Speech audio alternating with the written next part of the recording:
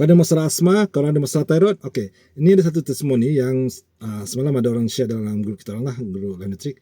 So, kita dengar dulu testimoni akak ni. Okay, Assalamualaikum. Saya Kazimah daripada Pahang. Saya mengidap sakit thyroid, asma, saraf, lepas tu penyakit kulit. Dengan diizinkan Allah, ditemukan saya dengan Nutrika ni. Lepas saya makan ni, saya punya asma dah berangsur pulih lah. Semua kahak-kahak semua, apa semua lendir-lendir semua keluar. Lepas tu yang kedua, saya punya thyroid. Dulu saya tak boleh langsung tertinggal. Satu pil satu hari tak boleh langsung tinggal. Bila saya tertinggal satu obat dia tu, badan saya satu badan lemah. Tapi dengan ditemukan dengan Nutrika ni, alhamdulillah saya boleh berjalan, bawa motor mana-mana pergi. Begitu juga dengan saraf.